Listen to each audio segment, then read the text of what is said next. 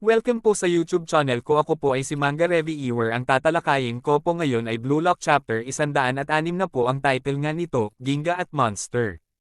Nagsimula nga ang chapter sa kay Bakira na tumatakbo, sabi nga ni Isagi, "Pikita mo sa akin Bakira, kung anong ginawa mo para mapili ka sa Spain regular 11 sa loob ng 10 araw, ang power of evolution.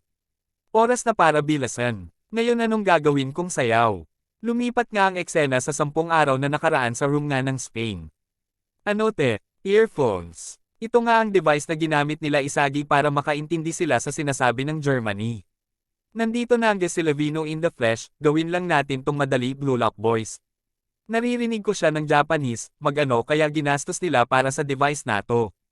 Totoo ba Levino na tuturuan mo kami? Oo naman, sa tingin ko masasabi niyong ako ang master nyo. Pero hindi ko kayo tuturuan ng football kahit sino sa inyo, nagtaka nga ito sila Bakira.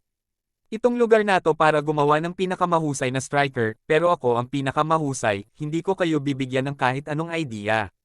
Nagbibiro lang siya diba? Hindi ko siya maiintindihan, nagsalita nga si Bakira pero ang pinakamahusay ngayon diba si Noel Noah? Ano, gusto mo ba ng away Blondie?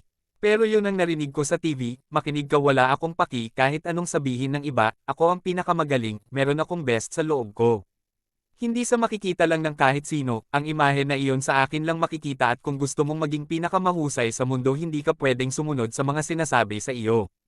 Doon sa Brazil meron kaming tinatawag na ginga, ang kahulugan ay malapit sa hindi matatag o humihiling, nanggaling ito sa capoeira, na isang pinagsasama ng sayaw at sining pandigma.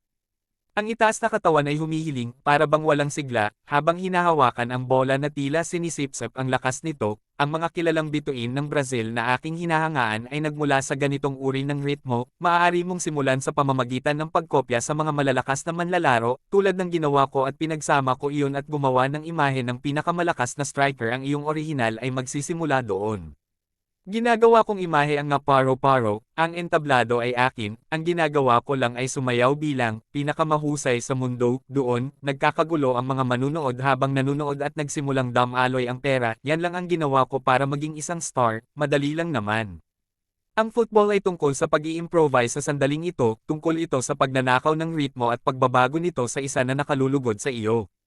Inagaw nga ni Bakira ang bola, mukhang nakuha mo Blondie. Hindi ko masasabi sa iyo kung paano maging ikaw lamang ang makakapahayag ng iyong imahe sa mundong ito, ikaw lang iyon na ang karapatang iyon dahil sa iyong PAGKAMALIKHAIN, at ang lahat ng mga bagong paraan ng pagsasanay na ito ay dito upang suportahan iyon.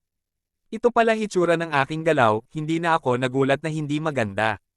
Dapat kong subukang sundin ang mga galaw ni Levino, tas haluin ito sa aking imahinasyon ng pinakamagaling sa mundo. At para magawa iyon kailangan kong malakas na katawan at malakas na imahinasyon. Levino, meron din akong nakikita na parang bagay at tinatawag ko iyon na halimaw, maganda ang pinagmulan mo, iyan ang iyong orihinal. Ngunit lumakas ako nang malampasan ko ang halimaw na iyon, para lumakas pa ako, anong klase ng imahe ang dapat kong ibuo? Ang halimaw ba na iyon nawala? Hindi, kung gusto ko kaya ko ibalik, madali lang yan Blondie, evolve mo ang halimaw sa sunod na antas. Iyan ang gabay sa iyong PAGKAMALIKHAIN. Upang makarating ka sa posisyon ng pinakamagaling sa mundo. Bumalik nga ang eksena kay Bakira kung saan nag-redribble ito at nadaan niya nga ang kalaban. Sabi ni Calbo nakadaan siya sa player ng Germany ng isang on isa lang. Ang pag-dribble ni Bakira ay gumagana sa kanila pero parang nararamdaman ko ang pag-dribble niya umiba ng posture, parang mas kaunti na ang ginagastos niyang enerhiya. Hindi, mas matatag na ang kanyang sentro ng GRAVEDAD kesa sa dati. Para bang nakadikit ang paa niya sa bola habang iniikot niya ito, ngunit sa kabila ng mahusay niyang paghawak sa bola, halos hindi nito naapektuhan ang kanyang aktwal na sentro ng grabidad, hindi gumagalaw ang pang-itaas niyang bahagi ng katawan ngunit hindi niya binibitawan ang bola sa kanyang mga paa, hindi madaling hulaan kung ano ang susunod niyang gagawin. Napasabi nga itong si Tosaks, isa sa manlalaro ng Germany, ano ta ang pag-dribble niya.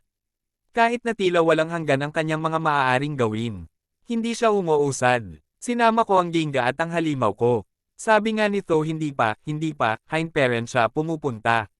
Sabi nga ni Bakira hinihila ko ang kalaban papasok sa aking larangan ng impluwensya, pagkatapos ay pinipilit ko silang gumawa ng unang hakbang at pagkatapos kong mabasa ang mga iyon, gagawa ako ng matalinong paggalaw.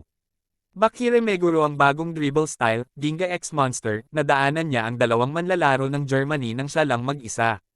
Bakire, lagi mo akong nilalampasan. Hindi ko akalain na kaya mong gawin yan. Dumating nga ang wildcard si Kunigami laban nga kay Bakira, pero Wild Hero. Yun nga review ko sa chapter 160 uli pa subscribe at pa-like and share na din salamat.